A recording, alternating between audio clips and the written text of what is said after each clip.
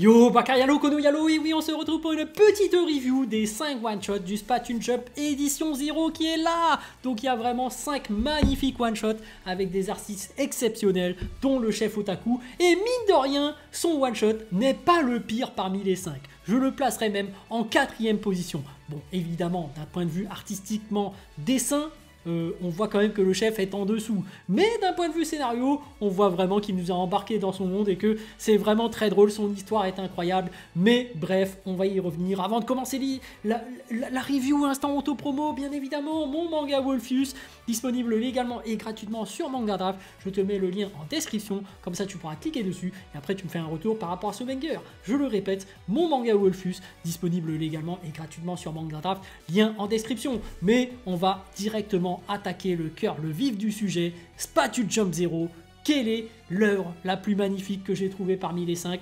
Il s'agit tout simplement de celui de Nana Barthès, il s'agit du Jour du Roi, donc vraiment les émotions étaient là. Il s'agit d'un one-shot plutôt dramatique avec des petits-enfants qui essayent de lutter contre le destin parce qu'il y a une IA qui est capable de déterminer la mort, à quel moment ça va arriver, et que malheureusement parmi ces enfants-là, eh ben, ils sont tous condamnés à mourir jeunes et du coup les parents les ont abandonnés. Donc on va vivre leur histoire par rapport à ce prisme où finalement tu sais que tu es condamné, donc tu essayes quand même de profiter de la vie, on te laisse des moments de joie et surtout le dernier jour avant ta mort, on fait tout pour te faire plaisir avant que tu ne crèves. Ça fait mal, hein. Donc tu dois faire semblant d'être heureux parce que juste après tu vas crever. C'est très compliqué et du coup les enfants font quand même l'effort de faire semblant parce qu'ils savent qu'ils vont mourir mais ils en profitent quand même, et il y en a un parmi eux qui se dit non, moi j'ai décidé de lutter contre ça, j'ai décidé de combattre le destin, et du coup il va entraîner une fille avec lui au-delà de cette maison où ils sont tous là en train de vivre ensemble. Et finalement, l'aventure commence à ce moment-là. Donc, je vais spoiler évidemment, hein, comme un patard. Si t'as pas lu les one-shots, bah va les lire, hein, je le répète. Mais voilà, on va spoiler. Mais franchement, là, Nana Barthès, elle m'a fait ressentir des émotions. Merci déjà. Et c'est vraiment une très belle histoire qu'elle a racontée. Et même ses dessins ont été très beaux, ont sublimé le tout. Franchement, j'ai aucun défaut à dire au niveau de son one-shot, et ça dit à quel point le niveau est élevé au niveau du Splatoon Jump, parce qu'en fait j'avais postulé, donc je me rends compte que oui, je m'avoue vaincu face à elle, face à tous les autres. Vous êtes vraiment des grands artistes et j'espère que vous aurez une grosse carrière derrière. Mais voilà, je vais redoubler d'efforts pour essayer de concourir pour l'édition suivante, évidemment, parce que on est des durs à cuire, on ne lâche pas l'affaire, on va continuer à s'améliorer et essayer d'atteindre votre niveau, mais on va revenir par rapport au fameux Jour du Roi. Forcément, là, par rapport à son histoire, il y a un rebondissement qui m'a vraiment ému. C'est dès qu'ils sont arrivés sur le pont et que le gamin a dit non, moi je refuse de mourir dans 2 jours, parce qu'il avait vu les dossiers et qu'il a su qu'il allait mourir bientôt, dans 2 jours ou 3 jours, je sais plus, ouais, je crois que c'était 2 jours. Et du coup il se dit non, il emmène la meuf au niveau du pont et il se dit non, c'est moi qui décide de ma propre vie, je décide de quand est-ce que je veux mourir. Et du coup il saute du pont, et là j'ai été ému, j'ai fait oh là là, incroyable. Et comme si c'était pas suffisant, juste après ça, bah, Nana Barthès elle fait hop, en fait la fille saute avec lui du pont, mais en fait les deux survivent. Du coup je fais oh non, les deux qui survivent. Et finalement, une fois qu'ils ont survécu, bah, tu te rends compte que en fait du coup ils sont survivants dans la crevasse, mais qu'une fois qu'ils sont dans la crevasse et qu'ils sont enfermés, et que la prédiction disait qu'il va mourir dans 2 jours, bah, tu te rends compte que mais attends, du coup ils ont plus de quoi manger, ils sont enfermés en bas, du coup il va mourir à cause de ça. Bâtard, l'IA avait raison. Rebondissement de ouf. Ça m'a troublé. Et en plus, derrière, il y a un message qu'elle a voulu nous transmettre qui est vraiment incroyable, c'est profiter de l'instant présent. Et c'est pour ça que dans cette histoire du Jour du Roi, on fait cette journée-là, c'est pour que les gens puissent vraiment s'épanouir et profiter à fond de cette dernière journée. Comme ça, bah, ces gens-là, même malgré la mort, vivront des souvenirs mémoriaux incroyables après dans l'au-delà. Bref, tout ça pour nous dire que profitez bien de la vie, parce que justement, la vie est éphémère. Et c'est justement pour ça qu'elle est plus belle et qu'il faut en profiter, parce que si jamais la vie elle était infinie, c'est-à-dire que si on était immortel, bah on se lasserait de tous ces petits moments de plaisir qu'on a, de ces petits moments éphémères, de ces moments de joie. Et c'est pour ça que la vie est beaucoup plus belle. C'est parce que elle est éphémère et qu'il faut surtout en profiter de l'instant présent, parce que cet instant-là, elle se perdra avec le temps. Et que finalement, si tu passes un moment mémorable, bah, tu pourras te le remémorer tout le temps. Et c'est beau, tout simplement, ce qu'elle a écrit. Bah, lisez-le directement. Voilà. Merci Nana Barthès pour ce one-shot, vraiment incroyable. Je n'ai trouvé aucun défaut, vraiment magnifique. J'espère que parce qu'elle part au Japon, j'espère que tu vivras une grande carrière de mangaka et que tu réaliseras ton rêve. Bref, on part directement dans le deuxième one-shot qui m'a le plus plu. Il s'agit de Link.Inc. Et là, comme dirait le chef otaku, bah, c'est des bonnes blagues franchouillardes, pas piquer des hannetons. Alors, je connais pas trop son expression, je crois que c'est ça, mais bref, tu vois, moi je suis un blédard d'Asie, donc de Chine, je sais pas trop comment prononcer son truc, mais bref, ça m'a bien fait marrer. Link.Inc, un excellent moment qui rappelle un peu les blagues de Toriyama, un peu à la Dr. Slump, donc forcément ça m'a trop fait marrer. Bon, déjà le pitch de départ, on voit qu'il y a un mec qui a un rendez-vous galant avec une fille, et la fille qui arrive pour lui offrir un sandwich au pâté, et finalement il finit par le bouffer, et là, fin du pitch en tout cas. Moi, je m'étais fait une prédiction dans ma tête. Je me suis dit, ah, après avoir bouffé son sandwich au pâté, le mec va certainement avoir la diarrhée, tu vois. Ça va faire un rendez-vous galant qui va un peu se foirer comme jamais. Le mec va commencer à lâcher des caisses. Oh, pardon, j'essaie de te draguer, mais... Tu vois, les blagues pipi caca qui aurait peut-être pu marcher, mais non, en fait, c'est parti sur autre chose. En fait, le sandwich au pâté, bah, l'a transporté dans un autre monde, parce que finalement, ça l'a carrément tué. J'ai fait, ah ouais, d'accord. Et donc, comme c'est une sorte d'isekai, carrément, on va dire, finalement, le mec a été transporté dans un autre monde, et là, dans l'autre monde, on te propose de pouvoir ressusciter. T'as des épreuves tout aussi farfelues les unes que les autres. T'as des death battles, enfin, t'as toutes sortes de choses.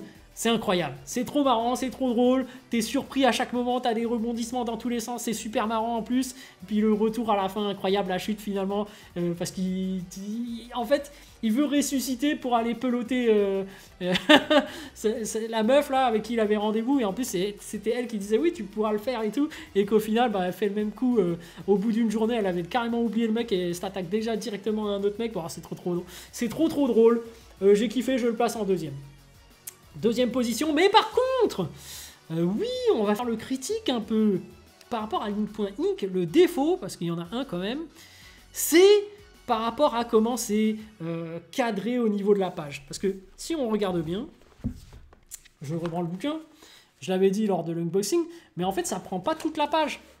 Et je pense qu'en fait le défaut, c'est peut-être que le dessinateur, d'après ce que j'en déduis, ne dessine pas sur tablette, il dessine sur papier, et ensuite, une fois sur papier, il le reproduit directement sur une tablette, et je pense qu'en fait, il ne maîtrise pas les outils technologiques pour faire des dessins sur tablette du numérique. Donc voilà, il ne sait pas comment exporter en mode vectoriel, ce qui fait que peut-être que le chef otaku, comme il a choisi un format assez grand, par rapport à Link.Inc, bah, il aurait peut-être dû choisir un format plus petit. Donc peut-être que dans les formats classiques de shonen, classiques de Kana par exemple, bah, peut-être que c'était parfait pour Link.Inc, mais du coup sur grand format, bah, peut-être que voilà, le dessin n'est pas assez bon pour être agrandi. Et du coup c'est ça le défaut, c'est que en fait peut-être que le chef otaku, pour essayer de masquer toute cette qualité de dessin, bah, il l'a rendu plus petit, tu vois. Et du coup, tu vois que par rapport aux pages, bah, ça exploite pas tout l'espace au niveau de la page. Donc ce serait ça le seul défaut que j'aurais à dire par rapport à Link.Inc, c'est au niveau du dessin de base qui n'est pas de numérique, qui est surtout sur papier. On sent que le dessinateur est un dessinateur à l'ancienne, donc il dessine pas sur tablette, je pense. Mais voilà, par rapport à Link.Inc. Ensuite, en troisième position, mais sinon très très drôle, hein. C'est juste une petite critique, mais ça n'empêche que j'ai passé un excellent moment et que c'était incroyable. Mais voilà, troisième position, je mettrais tout simplement Selen, qui est en couleur en plus. Donc là, Selen, il y a un côté un peu horreur. c'est une boucherie auquel on assiste, parce que dès le début, tu vois un vampire de l'espace dévorer des gens. C'est vraiment un style qui te met mal, très clairement. Tu vois un vampire qui commence à bouffer quelqu'un, tu fais « Ah, qu'est-ce que c'est que ça ?» C'est un one-shot d'horreur, et qui finalement va décimer tout le vaisseau, va éclater tout le monde, va tous les bouffer. Ce sont des humains à l'intérieur, donc en fait, le vampire les bouffe carrément. Donc tout le monde ne peut rien faire, et qu'au final, il tombe sur un bébé, et que le pauvre nourrisson, non c'est même plus un bébé, c'est un gamin, et que finalement, ce vampire va élever ce gamin parce qu'il n'a plus faim, et que finalement il se dit, bon autant l'emmener avec moi et l'élever, et finalement les deux vont s'attacher, Selene va être pris d'affection pour ce gamin, et va l'élever comme si c'était son propre fils. Et il y aura une histoire derrière où on va vraiment les voir les deux grandir ensemble, se lier vraiment d'amitié, d'empathie, et même limite c'est une relation femme-enfant, parce que finalement l'enfant l'appelle mère, c'est émouvant, et à la fin la chute elle est terrible en fait. C'est terrible, parce que finalement il y a 3 vampires qui arrivent, qui essayent de dévorer cet humain, et finalement Selene est obligée de protéger sa progéniture, entre guillemets, et qu'au final, elle se fait blesser par les vampires et qu'elle est obligée de bouffer son propre fils. C'est triste, c'est tragique, et au final elle s'excuse, parce que finalement c'est gore, mais elle finit par tout bouffer, le corps de son gamin, il reste plus que sa tête pour qu'on puisse le reconnaître. Franchement, c'est de l'horreur, et en même temps, il y a une histoire qui est racontée, assez trash, assez violente, il y a des scènes qui sont perturbantes, mais c'est très bien fait. Et j'ai quand même kiffé. Bon, par rapport aux défauts, il y en a un quand même. À un moment donné, on voit l'héroïne Selene, je trouve, évidemment, parce que moi je suis un mongolien. J'ai vu Selene se transformer en vampire blanc. J'ai vu l'autre vampire se transformer en autre vampire blanc. Et comme c'est un one-shot de couleur, j'ai fait putain, les deux vampires sont blancs, qui est qui? Je comprends plus rien lors de la bataille finale. Je fais attends, qui est qui? Et du coup j'ai dû relire, et je me dis ah d'accord, en fait celui qui a le canon laser au niveau de la tête là, c'est le méchant, et l'autre vampire blanc c'est Selene. Je fais ok, mais sinon voilà, le défaut que j'aurais pu dire, c'est que pour les mongoliens comme moi, peut-être aurait-il valu prendre une autre couleur pour le vampire méchant, parce que tu as commencé à faire un one shot en couleur, autant profiter des couleurs pour bien différencier chaque personnage. Mais sinon, en soi, c'est gore, c'est de l'horreur, il y a une histoire qui est très belle, j'ai ressenti des émotions derrière, très très bien fait, j'ai kiffé ce one shot, c'est pour ça que je le place en 3e position, parce que franchement, Link.Inc et le Jour du Roi, c'est vraiment un niveau au-dessus, et c'est vraiment de très très bons artistes qui sont derrière ces 3 one shots. Mais bien évidemment, là on passe au 4e. Il s'agit du chef Otaku, donc il va nous parler de l'histoire de Kirby, une espèce de Kirby de chez Wish.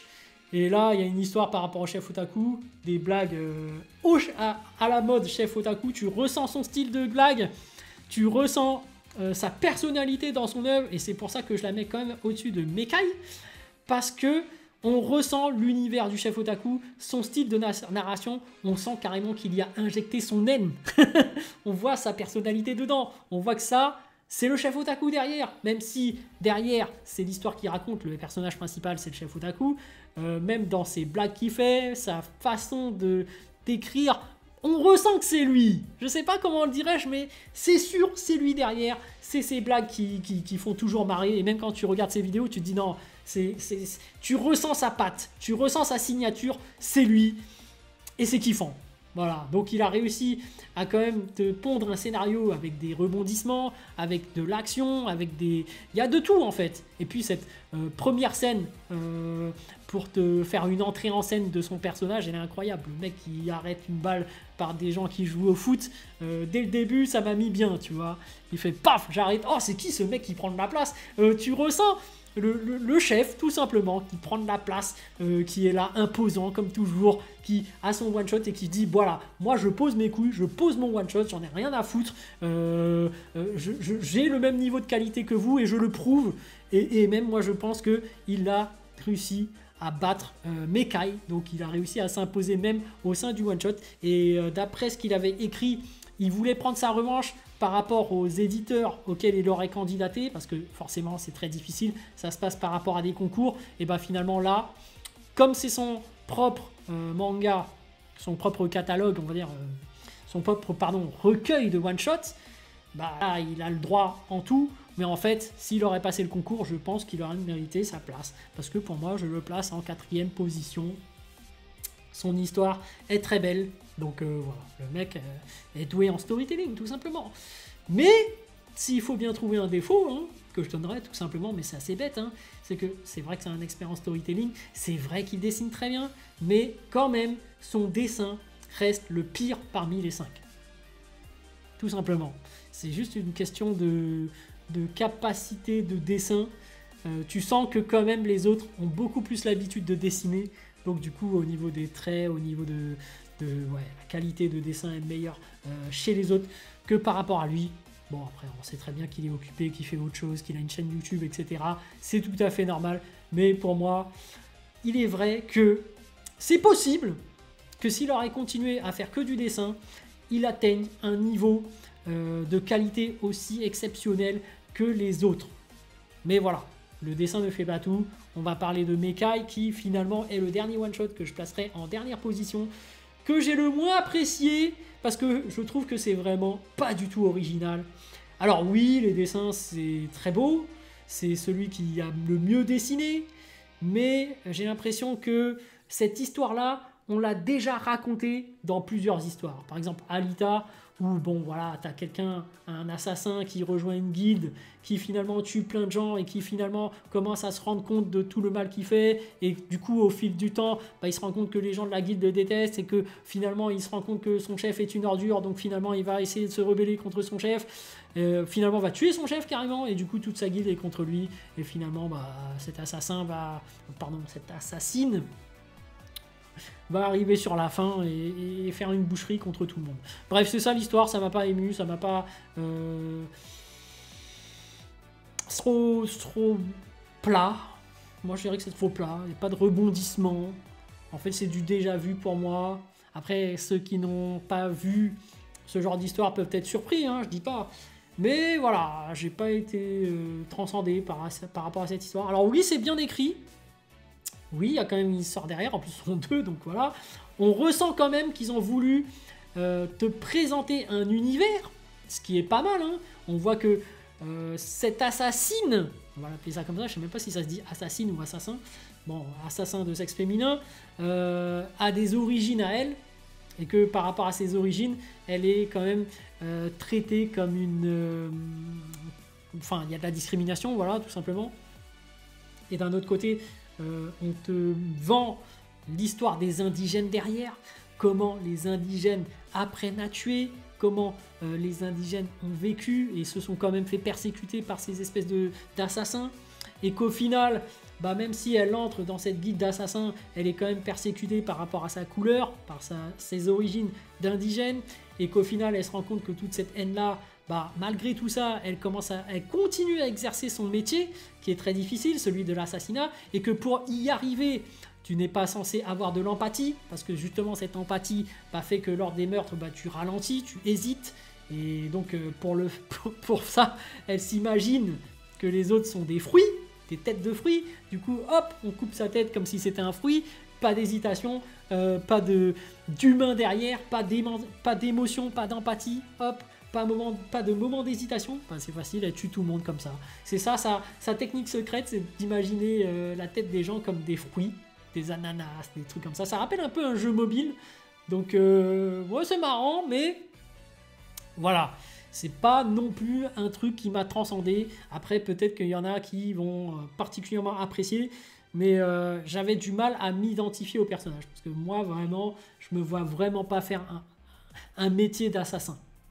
Parce que là, derrière cette histoire, ce one-shot, on ressent quand même que cet assassin est, comment dirais-je, est en train de culpabiliser de tous ces meurtres, et elle n'arrive plus à dormir. Tu sens que ça la tracasse, tu sens qu'elle a un problème, et au bout d'un moment, bah, elle se rend compte en voyant une vieille que finalement elle va décider de faire le bien et assassiner son chef parce que finalement les émotions vont ressurgir vers elle et qu'au final bah, c'est ça qui va causer sa perte. C'est triste quand même, hein, parce que finalement quand tu es un assassin, ce qui fait ta force, c'est quand tu es sans émotion, comme une machine, et finalement elle, quand elle fait sa connerie, bah, c'est justement parce qu'elle a commencé à ressentir des sentiments humains, a commencé à ressentir de l'empathie pour la vieille et à vouloir l'aider, et bah, c'est ça qui cause sa perte. C'est bête, mais bon, peut-être que c'est la morale qui m'a pas plu. En tout cas, moi je place ça en 5e position. Voilà, j'ai pas été transcendé, j'ai pas aimé l'histoire, mais c'est vrai que aussi dans un concours classique, ça aurait certainement cartonné, mais là c'est parce que tous les autres candidats, donc le chef Otaku, Nana Barthès, vraiment, ils avaient un niveau très élevé. Et du coup, ça fait que les 5 sont vraiment des masterclass. Lâchons le mot, oui, ce sont des bangers, ce sont des masterclass. Donc voilà, très bien écrit. Franchement, je vous le recommande fortement. Splatoon Jump, évidemment. Rien ne vaut le fait de l'avoir directement dans les mains, de sentir le bon papier, parce que c'est vraiment un papier de qualité que nous fournit le chef Otaku sur grand format, et de directement contempler les images au format grand écran. Voilà. Donc les amis, sur ce, je vous dis donc à plus dans le bus, ou plutôt à plus tard dans le car, ou plutôt à bientôt dans le bateau. Et encore merci aux différents artistes qui ont contribué au Splatoon Jump. Merci encore chef Otaku d'avoir organisé ce concours, et on se donne rendez-vous au prochain parce que je compte bien postuler et on verra si je suis pris ou pas malgré mes efforts et ma progression.